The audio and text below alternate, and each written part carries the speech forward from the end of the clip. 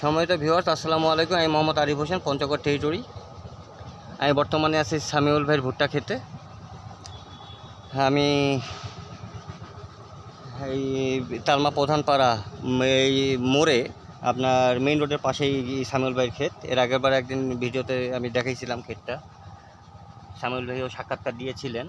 এই যে দেখেন আমাদের প্রতিটা গাছে দুইটা মোচা এবং মোচার যে সাইজ আকৃতি, হ্যাঁ আপনারা দেখেন। হ্যাঁ, এই এলাকার সেরা ক্ষেত হয়েছে।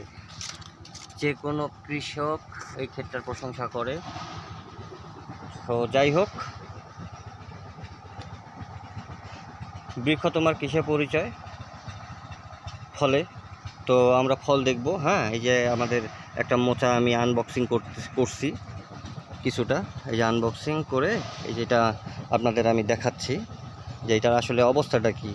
এই যে দেখেন, দেখতে পাচ্ছেন আপনারা দানার কোয়ালিটি। হ্যাঁ, তো এটা আমি একটা এখন ভাঙে এখন দেখাবো যে মোচার আসলে সাইজটা কীরকম। ঠিক আছে, এই যে দেখেন, এক মিনিট। আসলে এক হাত দিয়ে মোচা আনবক্সিং করতে করতে অনেক সময় ভিডিও অফ হয়ে যায়।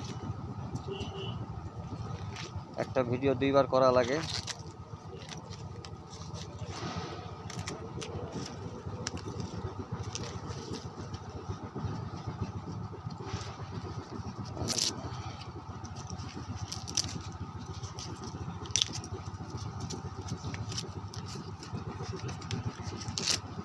তো ভিউয়ার্স,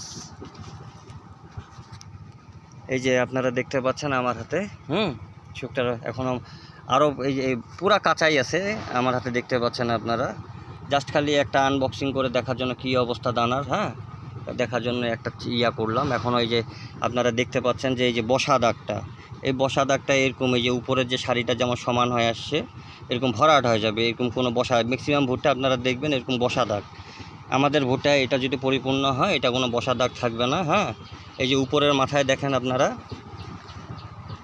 রোদে যে ভালো করে দেখাই, এই যে উপরের মাথায় যে লাল কালারের যে দানাটা একদম উপরে, ঠিক এইটা আপনার মনে করেন এর চেয়েও আরও লাল হবে রোদে কিছুক্ষণ রাখার পর। আমি ওটারও ছবি দিব। রোদে 2-3 ঘন্টা যেহেতু আমার কাছে থাকবে, রোদে 2 ঘন্টা শুকানোর পর এটা কী কালার হয় এটাও দেখাবো। তো প্রতিটা গাছেই আপনারা দেখেন যে মোটামুটি 2টা করে মোচা এবং মোচার সাইজ, মোচার স্বাস্থ্য। হ্যাঁ,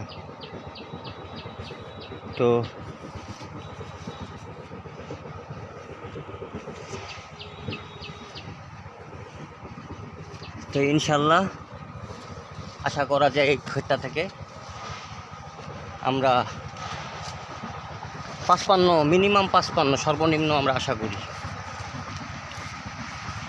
তো লেটে আসে যদি আমরা 55 আশা করতে পারি, তো আরও আগাম যদি লাগাই এখান থেকে আমরা 60-65 প্লাস আমরা আশা করতে পারি, যেহেতু আমাদের প্রতিটা গাছে 2টা করে মোচা আসে। তো সম্মানিত ভিউয়ার্স, আজ এ পর্যন্তই। আমার সংক্ষিপ্ত ভিডিও এখানে শেষ করছি। সকলে ভালো থাকবেন। আসসালামু আলাইকুম।